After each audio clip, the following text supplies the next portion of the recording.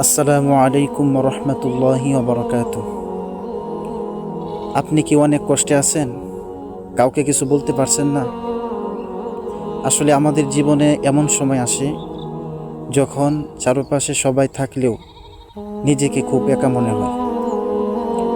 কিন্তু মনে রাখবেন, আপনি একা নন। আল্লাহ রাব্বুল আলামিন সর্বদাই আপনার সাথেই আছেন।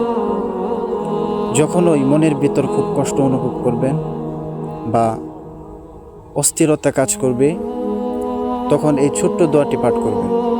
দোয়াটি হচ্ছে হাসবিয়াল্লাহু লা ইলাহা ইল্লাহু আলাইহি তাওয়াক্কালতু ওয়া হুয়া রাব্বুল আরশিল আযীম। দোয়াটি আমি আবার পাঠ করছি। হাসবিয়াল্লাহু লা ইলাহা ইল্লাহু আলাইহি তাওয়াক্কালতু ওয়া হুয়া রাব্বুল আরশিল আযীম।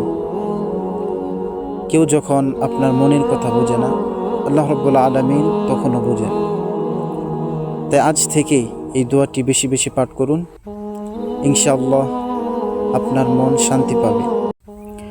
আসসালামু আলাইকুম রহমতুল্লাহি ওবরাকাতুহ।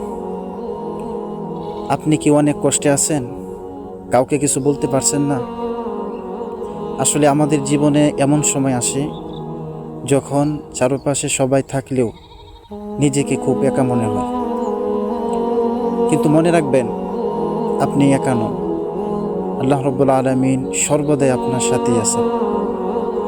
যখন ওই মনের ভিতর খুব কষ্ট অনুভব করবেন বা অস্থিরতা কাজ করবে, তখন এই ছোট্ট দোয়াটি পাঠ করবেন।